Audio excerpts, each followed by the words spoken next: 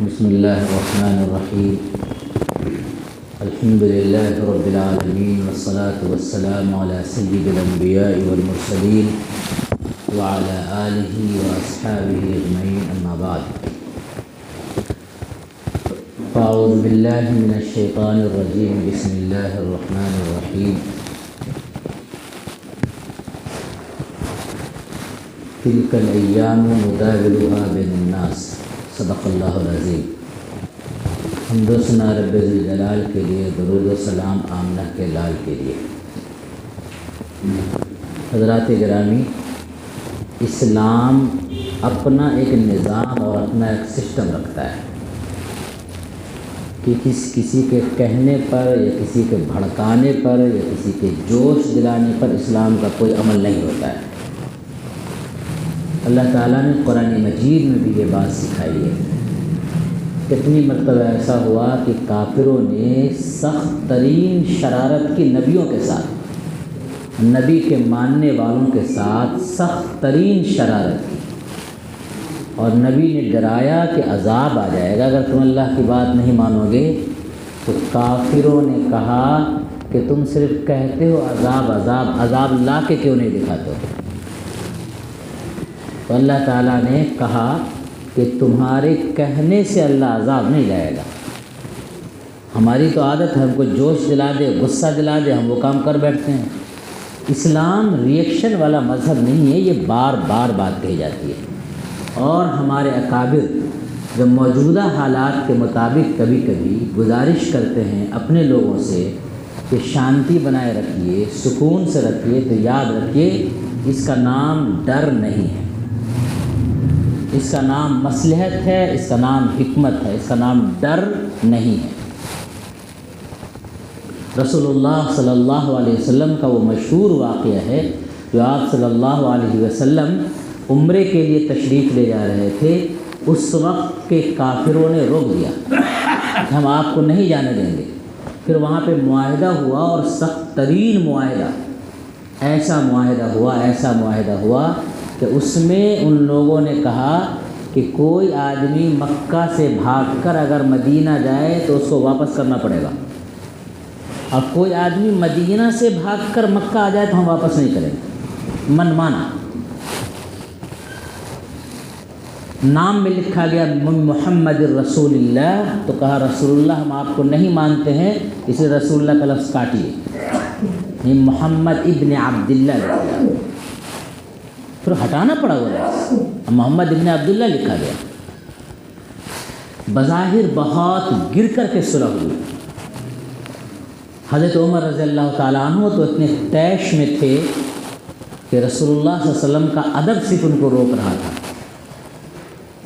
لیکن اس واقعے کے بارے میں اللہ نے جو کہا ہے وہ کہا ہے اِنَّا فَتَحْنَا لَكَ فَتْحًا مُبِينًا، ہم نے آپ کو کھلی ہوئی جیت دے دی ہے، صرف جیت نہیں، کھلم کھلا جیت۔ اس کا ایک پروسیس ہوتا ہے، ایک مرحلہ ہوتا ہے۔ قرآن مجید میں اللہ تعالیٰ نے فرمایا، ہم سب مسلمان ہیں اس لیے قرآن مجید پر ہمارا یقین ہے، وَمَكَرُوا وَمَكَرَ اللَّهُ وَاللَّهُ خَيْرُ الْمَاكِرِينَ، یہ لوگ اپنی تدبیر کرتے ہیں، اللہ اپنی تدبیر کر رہا ہے، اور اللہ بہترین تدبیر کرنے والا ہے۔ اللہ ان کے شیرازے کو بکھیر دے گا، اور ابھی کے جو حالات دکھ رہے ہیں وہ حالات میں لوگوں کو سمجھ میں آنے لگی ہے یہ بات اچھی طریقے سے کہ یہ مذہبی کام نہیں ہے، سیاسی کام ہے جو کل 22 جنوری کو ہونے جا رہا ہے۔ مذہبی کام مذہب کے اصول کے مطابق ہوتا ہے، اور سیاسی کام اپنے انداز سے سیاسی فائدہ اٹھانے کے لیے ہوتا ہے۔ وہیں پر جہاں پر جگہ جگہ اپنے مذہبی پیشوا کی تصویر لگائی گئی ہے، وہیں پر سیاسی پیشوا کی بھی تصویر لگائی گئی ہے۔ اس سے بھی لوگوں کو اندازہ ہو رہا ہے کہ یہ سیاست ہے کہ یہ مذہب ہے۔ اللہ کے رسول صلی اللہ علیہ وسلم نے فرمایا قیامت کے قریب دجالی فتنہ آئے گا، وہ دجل کرے گا، دھوکہ کرے گا، لوگوں کو کہے گا کچھ، حقیقت کچھ اور ہوگی، کہنے کو جو بھی کچھ کر رہا ہوگا۔ ایسے وقت میں ان کی پوری خواہش ہے کہ صرف ان کو بھڑکا لو، بھڑکا کر کے اپنا کام نکال لو۔ ایک لطیفہ اس سلسلے میں دارالعلوم دیوبند میں مناظرہ ہوتا ہے، ہر مسلک کے لوگوں کو کھڑا کیا جاتا ہے، دو مسلک کے لوگوں کو دو طرف کھڑا کیا جاتا ہے اور دونوں کا مناظرہ ہوتا ہے۔ یہ سیکھنے کے لیے ہوتا ہے۔ جیسے آپ اپنے مدرسے اسکول کے پروگرام میں ایک آدمی کہہ رہا ہے کہ فیشن کرنا چاہیے، دوسرا کہہ رہا ہے نہیں کرنا چاہیے، اور دونوں کا مکالمہ ہوتا ہے۔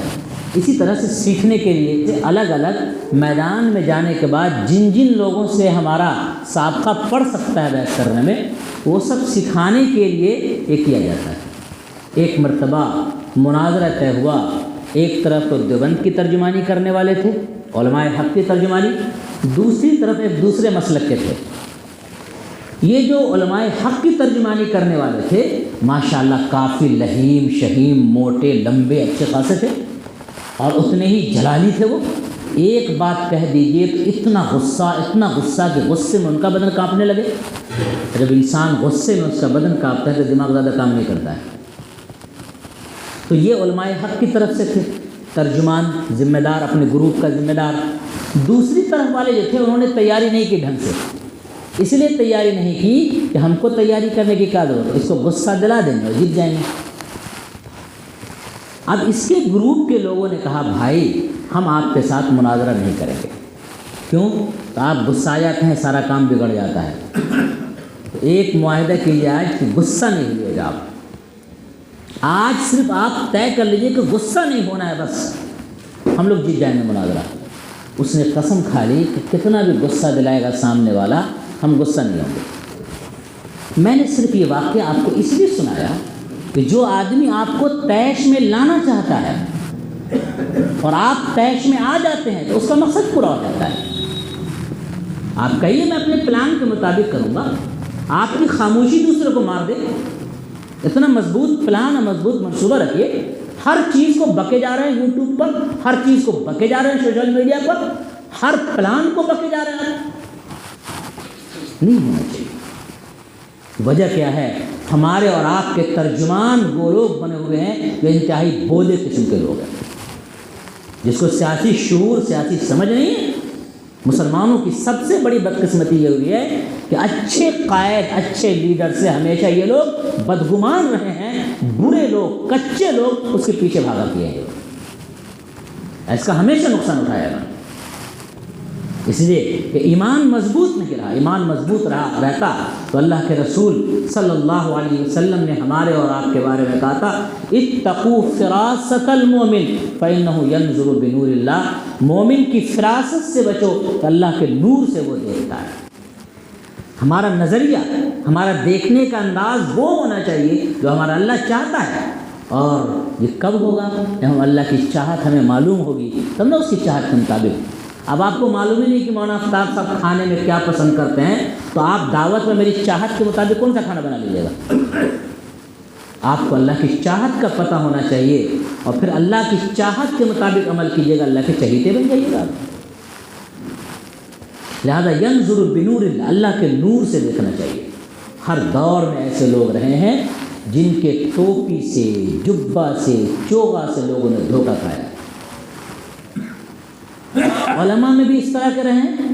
یہودی علماء میں ایسے لوگ زیادہ بڑھ گئے تھے جس کی وجہ سے پوری یہودیت تباہ ہو گئی، اور ہمارے علماء میں بھی رہے ہیں کچھ لوگ، اور ہمارے ہندو بھائیوں کے پنڈتوں میں بھی ایسے لوگ رہے۔ میں کھل کر کے صاف لفظوں میں اگر کہنا چاہوں تو آج بھی سعودی عرب میں دو طرح کے علماء ہیں۔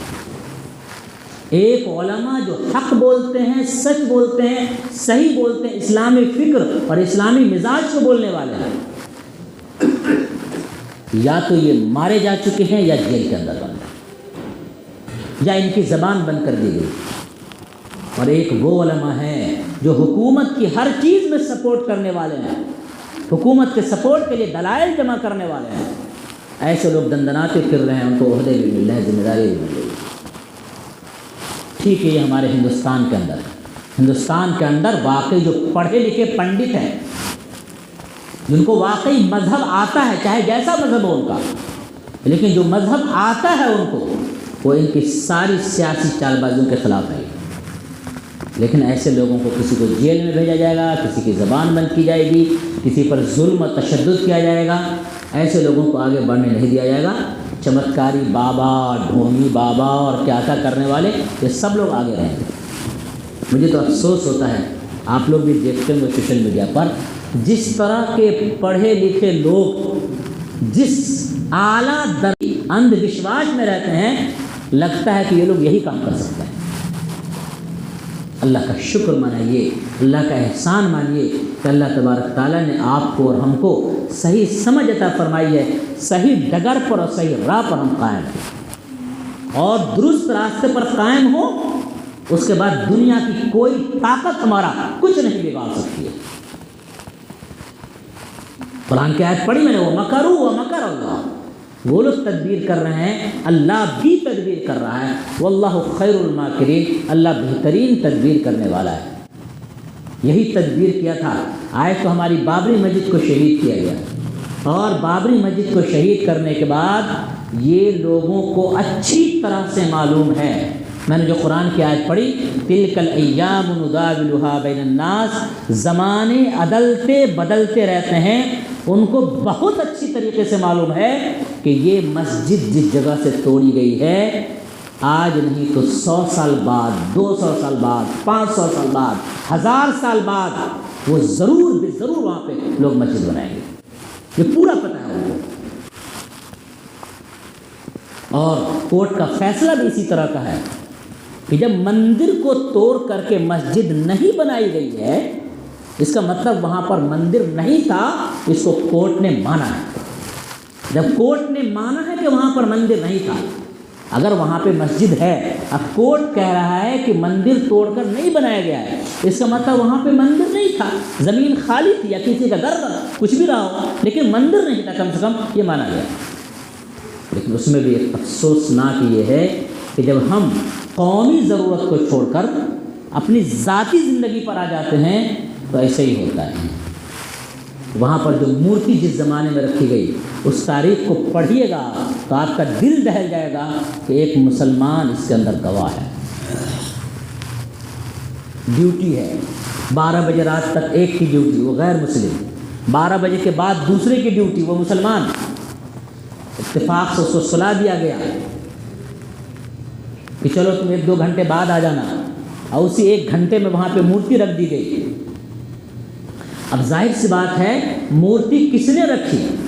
ڈیوٹی کا ٹائم مسلمان کی ڈیوٹی کا ٹائم تھا، مسلمان کی ڈیوٹی کے ٹائم پر مسجد کے اندر جو مورتی رکھی گئی وہ کون تھے، کیوں رکھے، اور تم نے کیوں نہیں روکا، تم نے کیوں نہیں خبر کی؟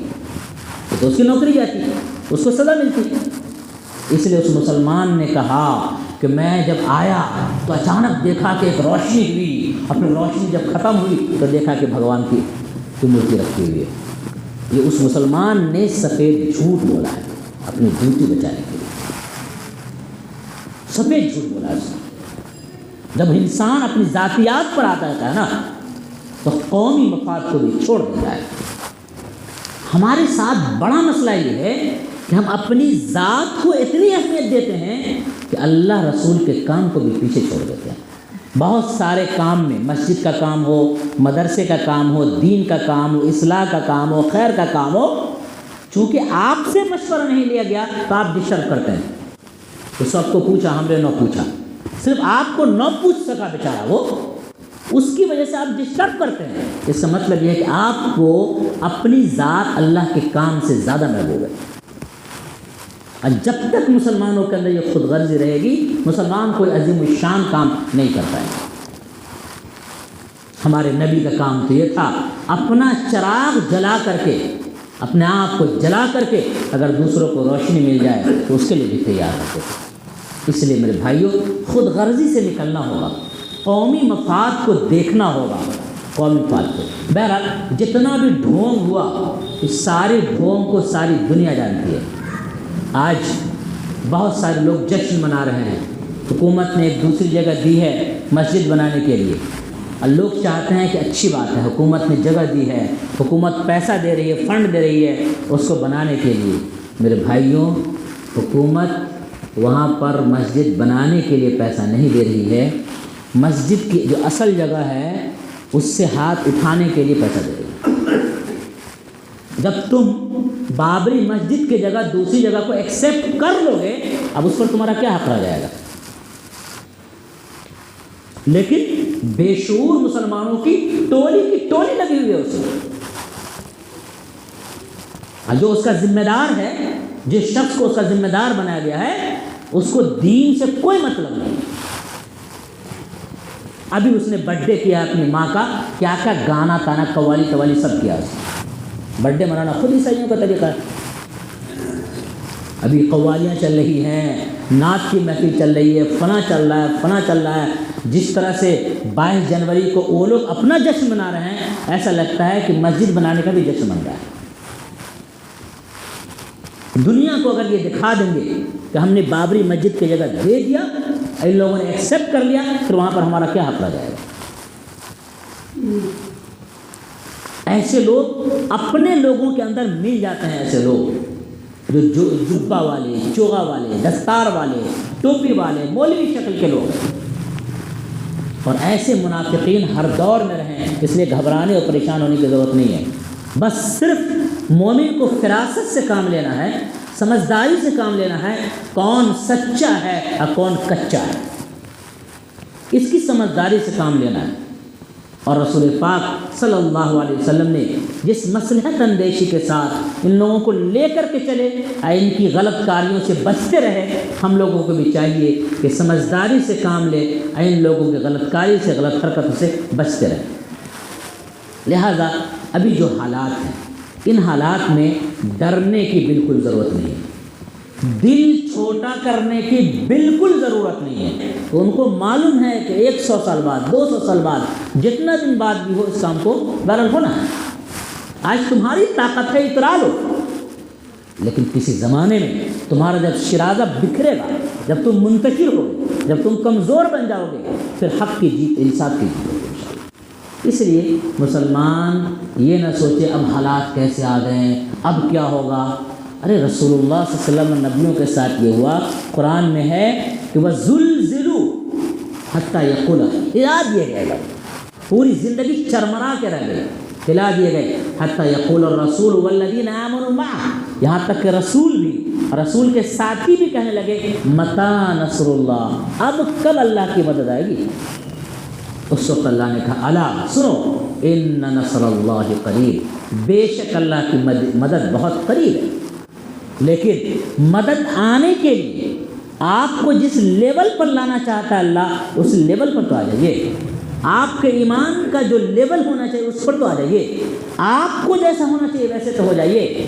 یاد کیجیے وہ واقعہ جب ابرہہ کے لشکر کو ابابیل نے تباہ کر دیا تھا، وہ واقعہ یہی تھا کہ وہ لوگ گئے حضرت عبد المطلب کے پاس اور ان کے اونٹ کو چھین لیا، اونٹ کو ضبط کر لیا، اور یہ کہا کہ ہم تمہارے کعبہ پر حملہ کرنے جا رہے ہیں، ہم تمہارے کعبہ کو مسمار کرنے جا رہے ہیں، ہم تمہارے کعبہ کو توڑنے جا رہے ہیں۔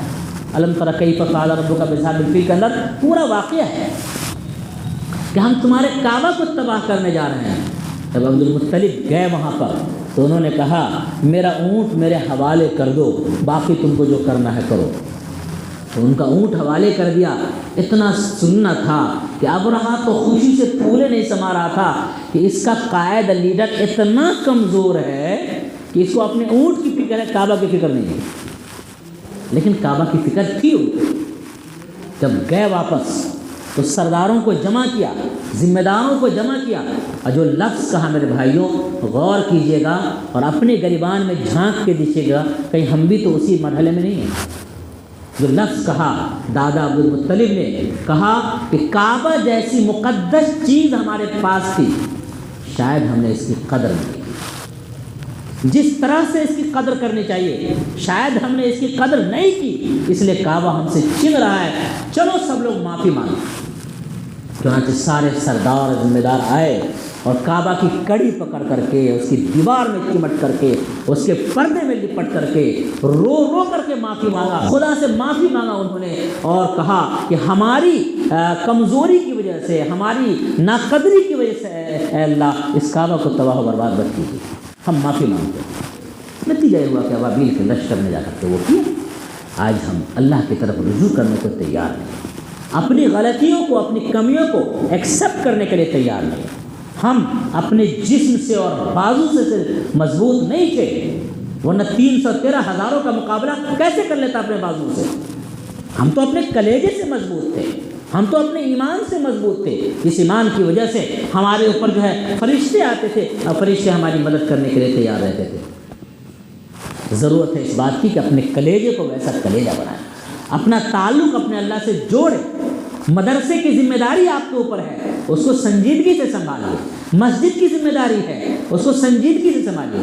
دین کی ذمہ داری ہے، سنجیدگی سے سنبھالیے۔ محلے کے آپ ذمہ دار ہیں، سنجیدگی سے اس کو سنبھالیے، ورنہ ناقدرے کے لیے اللہ نے فرمایا ان عذابی لشدید، میرا عذاب انتہائی سخت ہے۔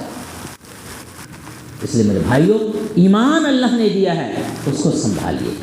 آپ کو اولاد اللہ نے دیا ہے، اس اولاد کو سنبھالیے، اس کے ایمان کو مضبوط کیجیے۔ ان بازوؤں کے بل بوتے پر وہ آگے نہیں بڑھیں گے، وہ اپنے دل اور اپنے دماغ اور اللہ کی مدد کے بوتے پر آگے بڑھیں گے۔ لہٰذا اپنے اولاد کے دل کو اور سینے کو مضبوط کیجیے، ایسی ویسی تمام چیزوں سے اپنے اولاد کو محفوظ رکھیے۔ دجال کا فتنہ آپ جانتے ہیں، دجال کا فتنہ یہی تھا، اس کا خلاصہ یہ ہے کہ یا تو تم میری بات مان کر اپنے ایمان کو چھوڑو، یا اپنے ایمان کو سنبھال کو تو جان دینے کے لیے تیار ہو۔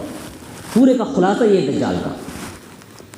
کہا گیا اصحاب کہف سے کہ جائیے آپ اللہ کی پوجا، ایک اللہ کی پوجا کرتا ہے یا ہمارے بتوں کی پوجا؟ انہوں نے کہا تھا ہم اللہ کی پوجا کرتے ہیں۔ کہا سوچ لیجیے اور فلاں دن آئیے گا، اور فلاں دن آنے کے بعد پھر پوچھا جائے گا، اور اس کے بعد تحقیق کر دیا جائے گا، قتل کر دیا جائے گا۔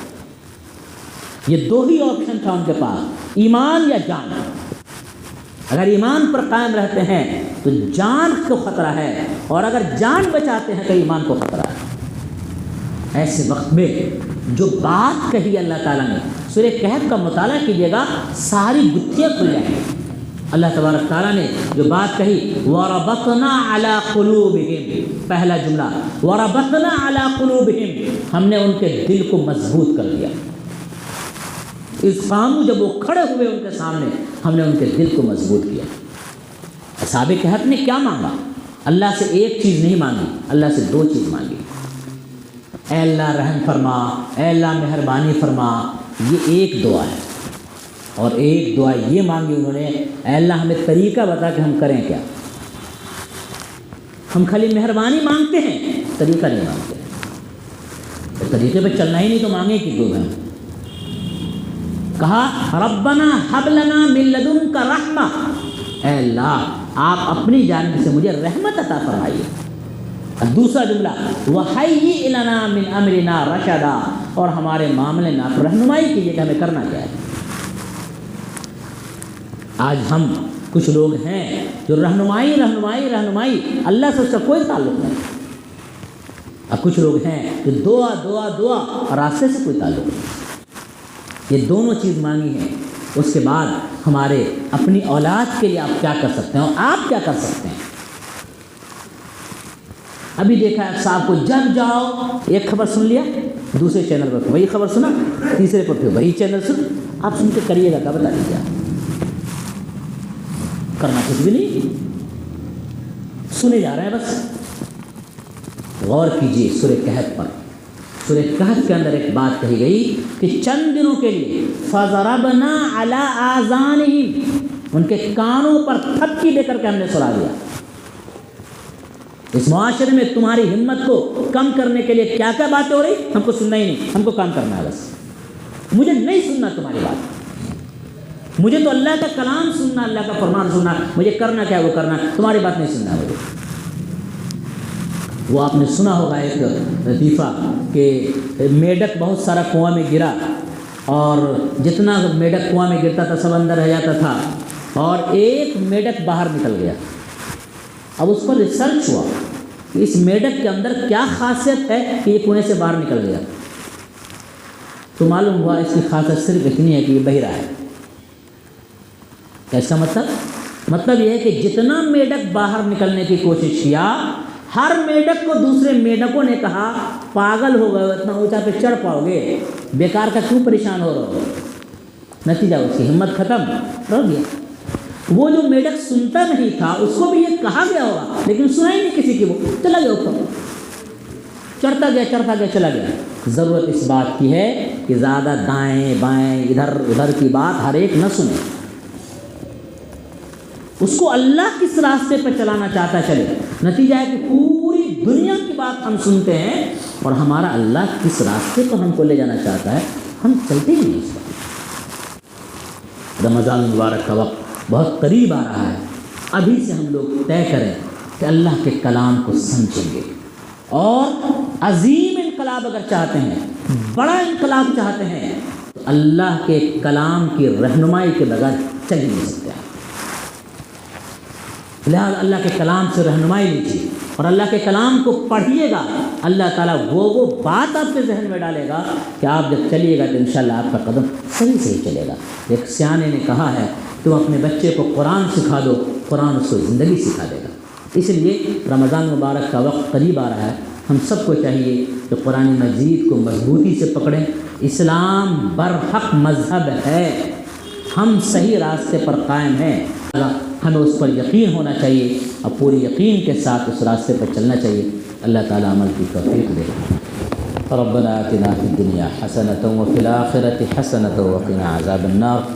اللهم إني أسألك الهدى والتقى والعفاف والغنى، اللهم اكفنا بحلالك عن حرامك واغننا بفضلك عمن سواك۔ اے اللہ ہم سب کے بیٹھنے کو سننے سنانے کو قبول فرما، اے اللہ ملک کے حالات کو پرامن فرما۔ اللہم انا نجعلک فی نحورہم ونعوذ بک من شرورہم۔ اے اللہ ہمارے تمام بھائیوں کو صحیح سمجھ عطا فرما، اے اللہ دین حق کی طرف آنے کی توفیق نصیب فرما۔